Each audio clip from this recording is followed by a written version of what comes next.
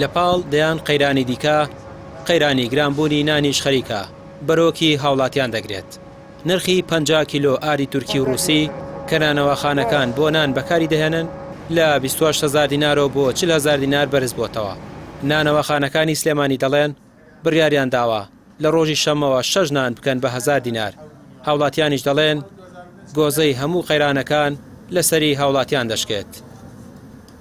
ئێمە قایمقامێ سەر چاوم هەتاوەکو ئێستا چی و تو ئێمە بە قسەمان کردو ینی ئەو ڕێنمانی کە ئەوان داناوە لە حەدی ئەوەیە بوو بێت کە ئێمە بتوانین جێبەجێگەن. ئێمە جێبەجەمان کردووە لە ڕووی پاک و خاوێنیەوە لە ڕووی مۆڵەتەوە لە ڕووی کۆمەڵە ڕێنماییکیان هەیە هەمووی جێبەجێ کراوە. بەڵام کەشتەکە بوو بە دوو بەرامبەر ئاردەکەت تۆ ناتوانانی وەکو جاری جارانیشکەی چکە ینی خۆشیان ئەزانن کە خۆیان لەگەڵمان نبوون ئاردمان فەردەی ئاردمان کێشاوە کردو بە هەویری دوایی کردومانە بەنان هەموو فەردەیەک ئارد 11,000 دینار زەرری کردو. ینی خۆیان جەنابیان نوێنەری قایمقامێ چاودێری بازرگانی هەمویان لەگەڵ بوون وەکو لیژنە دەرچوون لەگەڵمانە.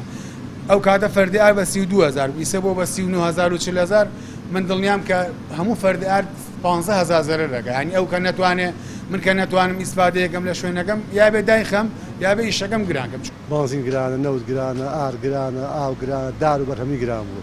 خەتای چیە؟ خەتای چیە؟ خەتای حکوومەتە. حەز لە شتی گرانە. گرانی بەلاوە باش لەوەرە ملت چۆسێتەوە خزمەتی ملت ناکاخۆ بەس ئەی چۆسێنێتەوە. چاودێری بازرگانی سلێمانی دەڵێت ڕێگە بەنانەوەخانەکان نادەن 6 نان بکەن بە 1000 دینار. لە بەرامبەردا داوایان کردووە گوتکی هەویر لە 120 گرامەوە بکەن بە 100 گرام و 8 نان بدرێت بە 1000 دینار. تا ئێستا لە شاری سلێمانی 8 نان بە 1000 دینارە بە کێشی 100 غرام. ئەمە لەگەڵ خۆیانە کە دانیشتمان کردو ڕێکەوتین لەسەر ئەو کێشە یاسایی کە هەیە. وەکو چاودێری بازرگانیش ئێمە ڕۆژانە سەردانی ئەو شوێنانە گەنانەوە سەموخانەکان و فرنەکان بەمەسی بەداژن هەم بۆ کێشی گونگەکان و هەم بۆ ئەو ئاردی کە بەکارهێنن. ئەو ئێمە تێبینیمان کردو سەرجەم نانەوەکانی شاری سلێمانی ئێستا ئاردی تورکی بەکارهێنن کە ئاردی تورکیش لە بۆرسەی جیهانیە گەرم بەرزبوونێکی بەرچاوی بەخۆ بینیوە.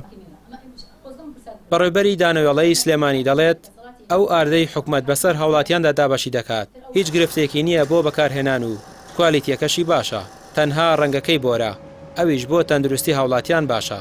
بەڵام کۆمپانیایەکی بەرەمێنانی ئارد کە ئاردی باعی لە هاوڵاتیان دەکرێتەوە و لە 120 کەپێکی لێجیا دەکاتەوە و 120 ئاردی تورکی لەگەڵ تێکەڵ دەکات تا بۆ نان گونجاو بێت.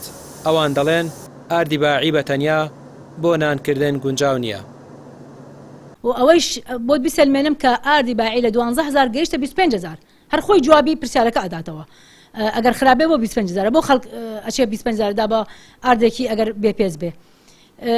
ڕوون ئاشکرا لە ژنەی بەغدا هاتووە لە ژنەی وەزارەتی بازرگانی خۆمان هاتووە لە ژنەی چاودێری و ئاسایش هەمووی لەگەڵمانە سەردانی بریکارەکەین سەردانی ئاشەکانەکەین خۆمان چاودێری چڕم و پڕمان هێناوە ئاشەکان مختبەرمان داناوە هیچ کێشێکمان نییە. ئێمە ئاشەکان وەکو ئاسارەیەکە گەرمی باش بدەرێ ئاردی باش دەداتێ. جیاوازیەکەی ئەوەی ئێمە ئاردی باعی 180 بە 120 کەپەک دەرەکەین 80 ئارد 20 کەپەک.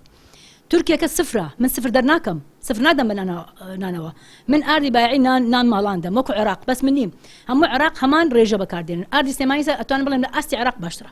ئەو ئاردی باعی لە هاوڵاتیان نەکڕینەوە یان لە وەکیلەکان نەکڕینەوە لە وەکیلەکان نەکڕینەوە ئەیبێژینەوە کە ئەیبێژینەوە تقریباً 20 کیلۆ کەپێکی لێگرین یان 25 کەپێکی لێگرین ما باقی ئاردێکی دەرەجە دوی جوان دەرەچێت لەگەڵ سفری تووشیە نیوانی تێکڵاوەکەی نیوەی سفری تووشیە یعنی 20 کیلۆ باعی یان 25 کیلۆ باعی بە ئەمێنێتەوە 25 کیلۆ سفری لەگەڵا تێکڵاوەکەی بۆی کە نانی ماڵانی لێبێت. نانەوەخانەکان دەڵێن تا نرخی ئارد و غاز گران بێت ئەوان ناتوانن بەردەوام بن لەسەر فرۆشتنی 8 نان بە 1000 دینار یا دەبێت نانەوەخانەکان دابخەن یا ئەو گرفتە بە کەمکردنەوەی نرخی ئارد و غاز چارەسەر بکرێت. چارەسەرێکی دیکەش هەیە کە حکومەت ئاردێکی کوالیتی بەرز بە نانەوەخانەکان بدات بە نرخێکی کەمتر لە بازار بەڵام ئەو ڕێگەیەشیان پەسەند نییە و حکومەت ئامادەیی تێدا نییە.